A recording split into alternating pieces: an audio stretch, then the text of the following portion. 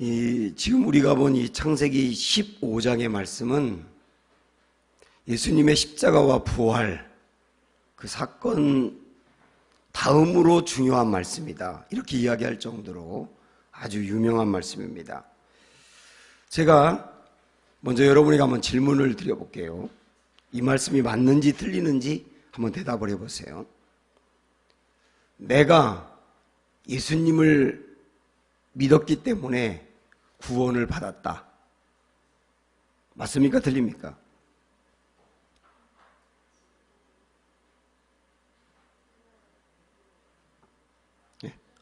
내가 예수님을 믿어서 구원을 받았다, 맞아요? 틀려요? 맞는 것 같기도 하고 틀리는 것 같기도 하죠. 이 문제는 내가 구원을 받기 위해서 이 믿음이라고 하는 게 어디서 오는 거냐, 나의 결단인 거냐, 하나님의 선물인 거냐, 이런 굉장히 중요한 문제를 다루고 있어요. 그게 15장의 말씀입니다. 어제 우리가 본 것처럼 아브라함이 애굽에 내려갔다가 돌아온 다음에 그에게 큰 변화가 있었다 그랬죠. 일단 조카 롯과 헤어졌다 그랬습니다. 헤어질 때는 아브라함 마음에 나의 든든한 백이 있다, 그 백이 하나님이다, 이 믿음이 있었던 거예요. 또 하나, 조카 롯과 헤어지면서 조카에게는 먼저 좋은 땅을 선택하라 그랬어요. 그리고 자기는 사막의 땅을 선택했습니다. 그렇게 할 때는 하나님이 내 인생을 책임진다, 그 믿음이 있었던 거예요. 그리고 조카 롯이 관련된 전쟁이 일어났을 때 그 조카 롯을 포로 상태에서 건져내기 위해서 318명을 데리고 전쟁에 투입됩니다. 굉장한 담대함이죠. 그것은 하나님이 나를 지켜준다는 믿음이 있었기 때문에 그래요. 이렇게 보면 아브라함의 믿음이 굉장히 좋아진 것 같습니다. 그런데 오늘 1절 말씀 보세요. 자, 시작. 이후에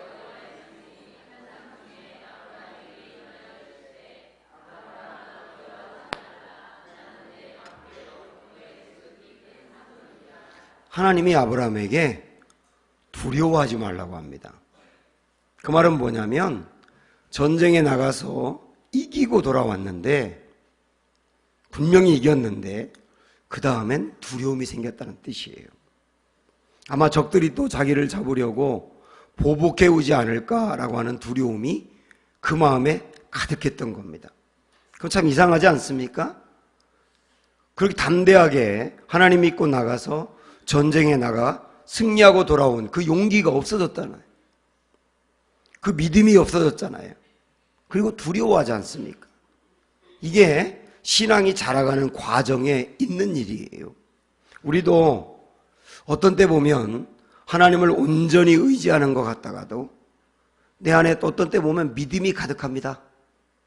또 어떤 때는 굉장한 용기와 담대함이 있는 것 같다가도 또 어떤 때는 두려워합니다.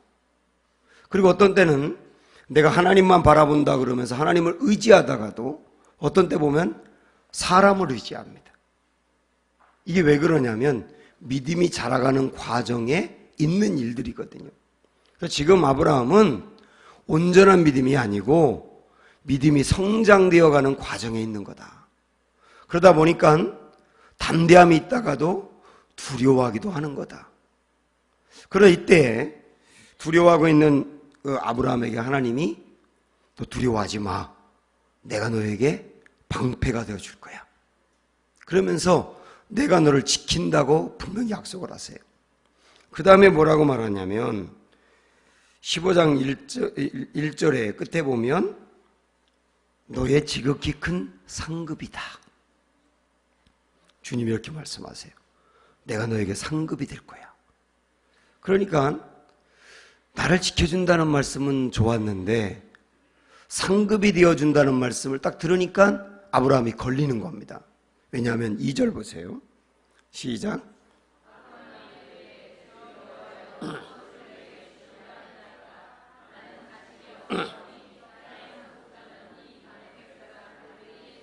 아브라함의 마음에 걸린 게 뭐냐면, 나는 자녀가 없는데, 난 아들이 없는데 내가 아들도 없으면서 무슨 상급을 준다는 건가? 그러면서 나는 아들이 없기 때문에 내 상속자도 다메섹 사람 엘리에셀이라고 하는 사람에게 내 모든 재산을 넘겨줄 거라고 그렇게 하나님께 대꾸하는 겁니다. 요 대목을 보면요, 처음으로 아브라함이 하나님께 대꾸하는 내용이 나와요. 그동안에는 하나님이 일방적으로 말씀하셨거든요. 갈대아 우르에서, 하란에서, 가나안 땅에 왔을 때, 애굽에 내려갔을 때 계속 하나님이 일방적으로 말씀했는데, 이 대목에서는 아브라함이 처음으로 하나님께 대꾸한다고요. 대꾸한다는 말은 뭐냐면 대화가 시작됐다는 뜻이에요. 일방적인 말씀을 듣다가 대화가 시작되었다. 이게 굉장히 중요한 성장이라고 볼 수가 있습니다. 새신자들도 교회를 이렇게 처음 나올 때, 처음에 교회를 나와서 뭔가 이렇게 깨달음이 생겨요. 하나님이 내게 말씀하는 것 같고, 그런 단계를 거치다가 말씀을 들으면서 감정이 복받쳐 오르기도 하고, 그래서 눈물이 나오기도 합니다. 그 마음에 기쁨이 있기도 해요. 이게 감정적인 변화가 있는 거죠. 그러는 단계에서 그 다음에 하나님께 기도를 합니다. 뭔가 하나님께 묻기도 하고 어떤 때는 따지기도 하고, 이게 뭐냐면 대화가 이루어지는 겁니다. 그러니까 이런 성장이 지금 아브라함에게 있는 거다. 여러분 그렇게 생각하시면 됩니다. 그렇게 아브라함이 따지니까 하나님이 이제 4절과 5절에서 말씀하시거든요. 4절 5절 시작.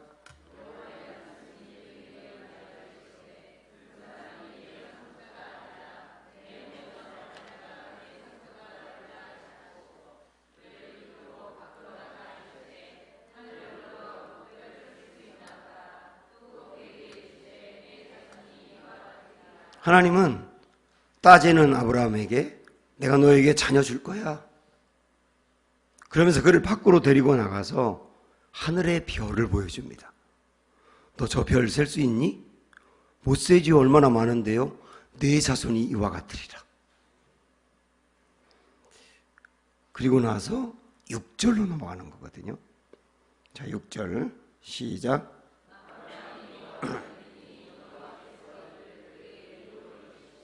자, 이 6절의 말씀이 중요합니다.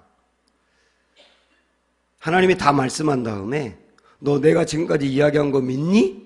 이렇게 물어본 거예요. 믿는다고 말하는 거예요. 사실 지금 아브라함이 하나님으로부터 자녀를 받는다 하는 약속을 받았는데, 사실 아브라함은 자녀를 낳기가 어려운 상황입니다. 왜냐하면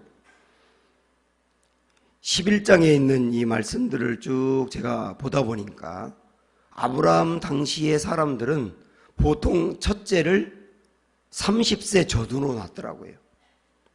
서른을 중심으로 그 전과 후에 보통 첫째 아들을 낳습니다. 그 아브라함의 아버지인 데라만 70세에 낳았어요. 근데 아브라함의 현재 나이가 적어도 75세입니다. 그러면 그 이전의 사람들과 비교해 볼 때 아들을 낳아야 될 나이가 확실히 훨씬 지난 거거든요. 물론 그 또 11장에 있는 말씀을 이렇게 보면 어떤 사람들은 100세가 넘어서까지 아이를 낳았어요. 그래서 아브라함이 100세의 아이를 낳은 것이 이때 당시에 신체적으로 불가능한 것은 아니었습니다. 아브라함이 175세를 살았거든요. 그래서 가만히 보면 어떤 사라에게 문제가 있든지 아브라함에게 문제가 있든지 신체적인 문제가 있어서 자녀를 낳을 수 없는 상황으로 보여요. 그래서 자녀를 낳을 수 없는 상황인데 하나님이 이때 말씀하는 겁니다. 내가 너에게 아들 줄 거야. 그것도 많이 줄 거야. 너희 후손이. 너 그거 믿니? 이렇게 물어본 거거든요. 그때 아브라함은 믿어요. 제가 하나님의 말씀 믿어요. 이 말은 하나님 믿어요 하고 대답을 한 거예요. 이 말은 뭐냐면 우리에게 연결을 하면 하나님이 우리에게 내가 너를 사랑한다. 너를 사랑해서 아들 예수 보냈다. 그 아들 예수가 너를 위해서 대신 십자가에서 죽었다. 예수가 십자가에서 죽어서 네가 그동안에 지었던 죄와 형벌과 저주와 멸망과 지옥이 끝났다. 그리고 너는 구원받고 영생을 얻을 거다. 그 모든 일을 내가 했다. 너 믿니? 이렇게 물어본 거거든요. 그때 저 믿어요. 그 모든 걸 믿어요. 그래서 예수님이 나의 구원자이고 나의 주인이에요 하고 믿어요 라고 대답을 한 거예요. 그래서 아브라함이 그렇게 대답하니까 하나님이 그걸 의로 여기셨다 이렇게 나오죠. 의로 여기셨다. 우리도 예수님을 믿어요 라고 말할 때 드디어 의인이 된다는 거예요. 이게 칭의 아닙니까? 여기서 아주 중요한 거. 그러면 아브라함이 나 하나님 믿어요 이렇게 대답을 했지 않습니까? 나 하나님 믿는다고 대답할 때 그 믿음이 아브라함의 결단인 거냐? 아니면 하나님의 은혜인 거냐? 이 문제가 여기 나오는 겁니다. 이 말은 내가 예수님 믿고 구원을 확신해요, 나 영생을 확신해요 라고 하는 그 결단이 나에게서 나온 거냐 하나님에게서 온 거냐라고 하는 거와 똑같은 거예요. 만약에 아브라함이 결단하고 아브라함이 결정해서 믿었다고 한다면 믿음은 공로가 되는 겁니다. 그렇죠? 아브라함의 공로가 되는 거예요.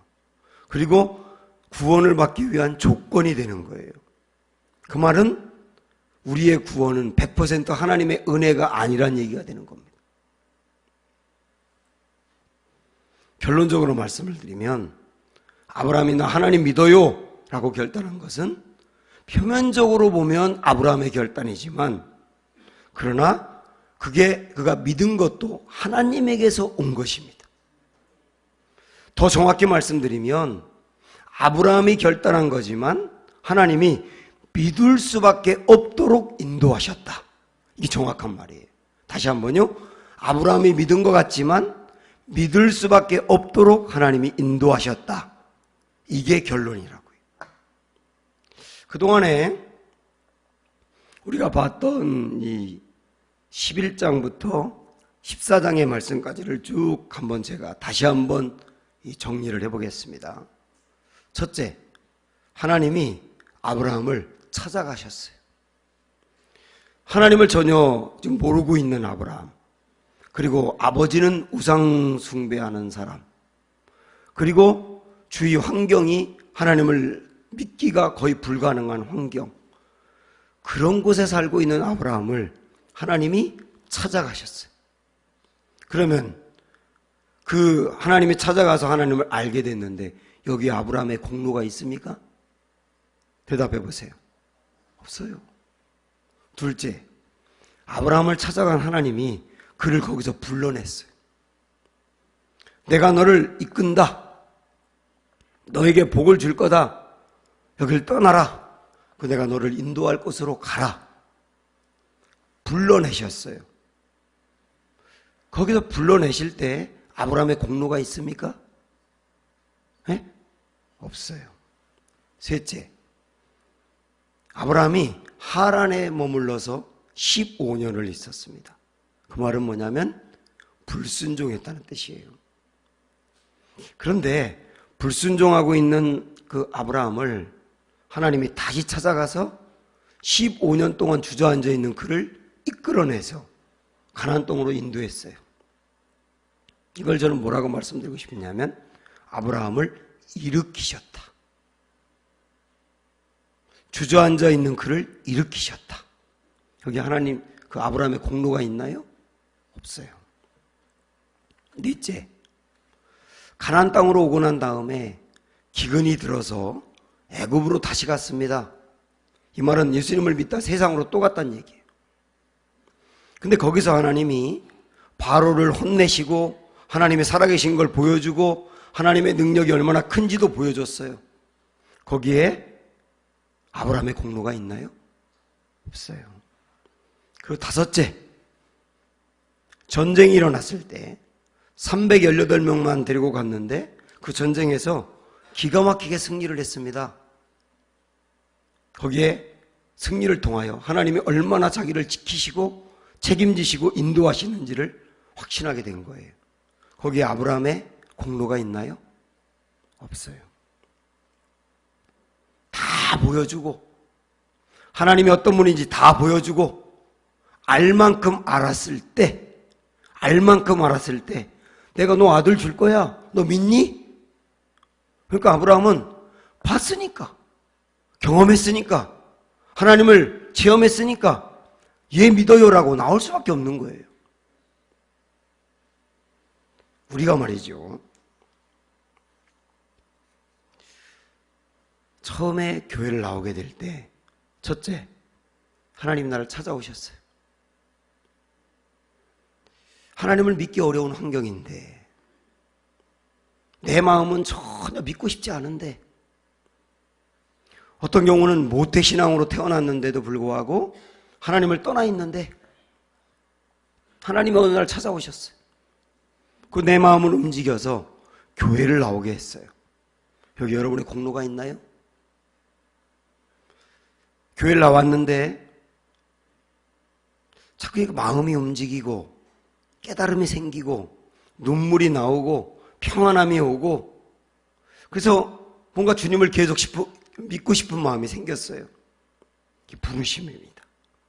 여기 여러분의 공로가 있나요? 내가 교회를 계속 다녀야 되겠다라고 결단했다가 다시 주저앉아 버렸습니다. 실망해서 그럴 수도 있고 고난당해서 그럴 수도 있고 바빠서 그럴 수도 있고 세상이 좋아서 그럴 수도 있고 주저앉았어요. 그때 하나님이 다시 나를 찾아와서 또 마음을 움직여 다시 교회로 나오게 했어요. 이게 여러분의 공로가 있나요?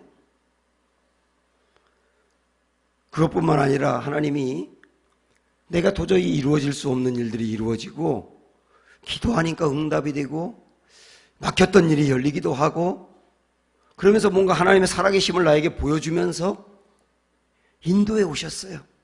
여기 여러분의 공로가 있나요? 그리고 보여준 다음에 알 만큼 알았을 때 내가 예수를 보냈다. 예수가 너의 구원자다. 예수가 너를 구원하고 대신 죽었다. 내가 너를 책임진다. 영생까지 책임진다. 너 믿니? 이렇게 여러분에게 물으신 거예요. 그때 여러분의 마음에 모든 게 믿어지면서 내가 주님 믿습니다. 예수님이 나의 구원자입니다. 라고 고백을 했지 않습니까? 이것이 여러분의 결단입니까? 표면적으로는 결단같이 보이지만 믿을 수밖에 없도록 인도하신 하나님의 은혜다. 그래서 우리가 여기까지 와 있는 거다. 믿을 수 있습니까, 여러분? 그게 주님의 역사였던 거예요. 그래서 우리는 지금까지 나를 그렇게 인도하신 하나님이 분명하기 때문에 지금 이 말씀을 듣고 있는 여러분 중에는 어떤 분들은 교회를 오래 다녔는데도 아직 마음이 열리지 않는 분들이 있을 거예요. 그러나 이것을 아십시오. 그래도 새벽에 여러분이 이 자리에 앉아 있는 거, 내가 많은 위기가 있었고 교회를 떠날 만한 상황이 있었고 내 마음이 이제는 아니야 라고 생각한 적도 있었지만 그래도 또 이 자리에 와 있지 않습니까? 여러분이 죄에 넘어지기도 했고 세상에 빠지기도 했고 요즘도 그럴 때가 있고 그렇지만 또 하나님이 여러분들 이곳에 오게 있지 않습니까? 이렇게 찾아오시고 불러내시고 주저앉아 있는 사람 일으키시고 인도하시고 역사하시는 주님이라고 한다면 여러분 하나님이 책임지셔요. 분명히 책임지세요. 그 믿음을 가지세요. 그리고 아직 마음이 열리지 않았다 하더라도 말씀을 귀담아 들으시기 바라고 하나님의 품 안에서 고민하셔야 합니다. 고민해도 하나님의 품 안에서 하셔야 합니다.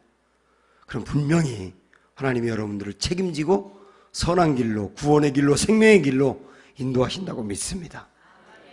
그리고 이미 구원을 확신한 분들은 내 공로가 아니고 주님의 공로로 여기까지 오게 됐다는 것을 늘 감사하시고 주님께 여러분의 인생을 완전히 맡겨드리십시오. 그럼 주님이 여러분을 영혼까지 책임지실 것입니다. 이 은혜 베풀어 주신 주님께 감사하시기 바랍니다.